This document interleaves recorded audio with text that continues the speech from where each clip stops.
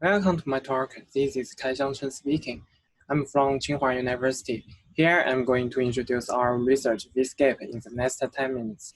Considering the time limit, the slide will show you a general idea of the research, and you can find more details in our paper.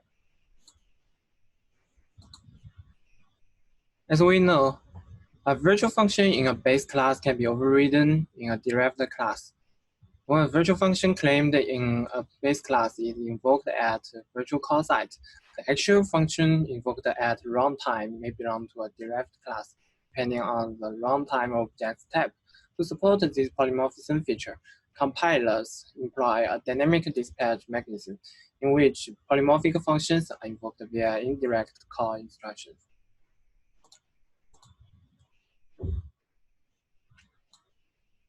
Since it becomes a common way to exploit, we have seen numerous cases using such techniques in different grand contexts like Pong2O to exploit mega projects like browsers, virtual machines, and so on. To defend against VTable hijack attacks, researchers have proposed multiple protection techniques.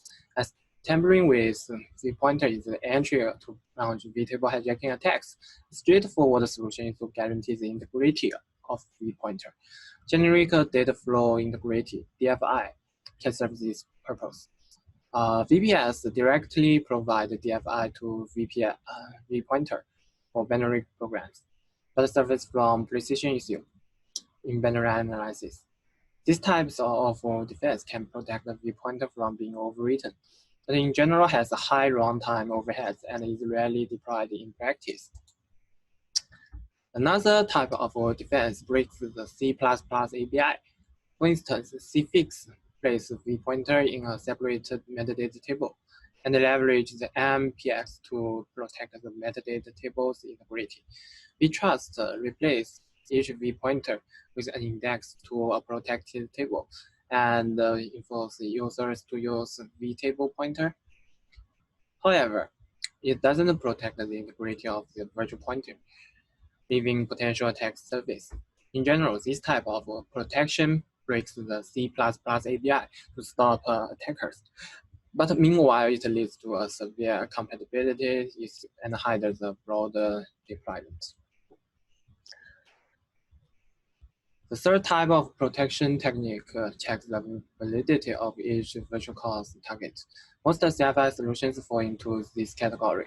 Some recent CFI solutions, for example, OS CFI and MIL CFI utilize runtime data flow information to reduce the size of equivalent cars. If a virtual call is only allowed to one target, then it is guaranteed to be safe. However, runtime data collection in general is hard to deploy in practice. From the side of attack, their research is focused on how to bypass this security scheme. One of the distinguished work is counterfeit object-oriented programming, which shows proficient manipulate with counterfeit objects and virtual cores for Turing-complete computing. Besides, control flow bending shows that CFI solutions with ideal points to analysis results are still vulnerable. Stack DeFi exploits the defect in detailed design of IFCC and VTV to realize successful hijacking growth. Control Jujitsu shows that common software engineering practice both points to analyze to merge several equivalent classes. Imprecise equivalent classes are large enough for arbitrary computation. We pointed out COOPLUS is more powerful than that realized by his creators, represent a variant of COOP, named COOPLUS, which is able to bypass C++ semantics of well CFI defenses. The interesting is that what will happen if we hijack PC toward the counterfeit function in the whitelist? Is there anything interesting for a memory hacker? This page presents an example for a COOPLUS attack. Firstly, an attacker picks a virtual core as a candidate. Next, he uses the given vulnerability to corrupt a victim object used at the vCore.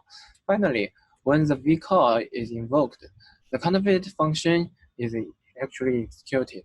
The impact is that the data field on the relay object is corrupted by counterfeit function. With COOPLUS, we can utilize the original vulnerability of limited capability to trigger new out-of-bound memory access on the relay object. Further access to the relay object will cause unexpected behaviors. This new memory violation could amplify the vulnerability's capability, which could even lead to arbitrary address memory writes, facilitating further exploitation. In the first case, the counterfeit function performs an out-of-bound read on the relay object. If the relay object is counterable, then the counterfeit function may misbehave and lead to the following 4 types of illegal read. The other case is that the counterfeit function performs an out-of-bound write on the relay object. Further operations on the relay object will be misled, depending on the value written by the counterfeit function. There are 2 classical types of illegal write.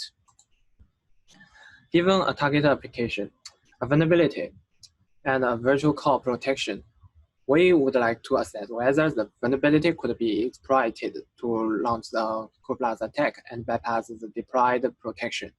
However, it is challenging due to the reasons like that large code base, messy coding style, and information lost. So we need an automatic way for COOPLUS, and we name it VScape. We have to first find a proper type of exploit primitives. Then we must provide a proper input to trigger the virtual call, then trigger the out-of-bound memory access in the counterfeit function, and eventually trigger sensitive operations on the corrupted data field. These operations usually require great manual efforts. The primitive generation component takes source code of target applications as inputs, then searches for candidate vcall primitives that can bypass defenses, and analyzes their capabilities, and output these candidate primitives. Then, the expected primitive construction component takes the description of the given vulnerability and expected exploit primitive attributes as inputs, and outputs qualified candidate primitives together with memory states, which could make such primitives work. With such information, security analysts could get decide primitives and compose exploit quickly. The exploit constraint solving component resolves the constraints to make the chosen primitives working in the final exploit. VScape takes a user-provided exploit template as an entry input to form a 4-chain exploit and outputs the final working exploit. To evaluate the effectiveness of COOPLUS attack and VScape, we designed several experiments and tried to answer the following questions. First, what is the popularity of COOPLUS exploit primitives? Is the COOPLUS attack effective at defeating various virtual call protections? Finally, is VScape effective at generating exploit primitives and assisting 4-chain exploit generation when given real-world vulnerabilities? We evaluated VScape on 40 open source C++ programs, which are widely used and actively maintained. All programs are compiled with default configurations. The result shows all applications have hundreds of virtual functions. It shows that polymorphism is very popular in C++ application. Second, most of unique virtual call only have one candidate virtual function to invoke in the whole application. The number of capable virtual functions are not spread evenly. Mostly we can only find a pair of them. But even so, we can find abundant virtual functions for some unique virtual calls. This table shows the evaluation results of various defense. It confirmed that CFI approaches that don't consider C++ semantics are all vulnerable to COOP and COOPLUS. As a result showed, COOPLUS successfully bypassed all defenses except CFIX and MuCFI. For all other CFI solutions, since they keep the C++ API, they cannot protect the integrity of the pointer, and they allow more than one target at the virtual core side. To answer the third question, we evaluate VScape on Firefox and PyQt. For Firefox,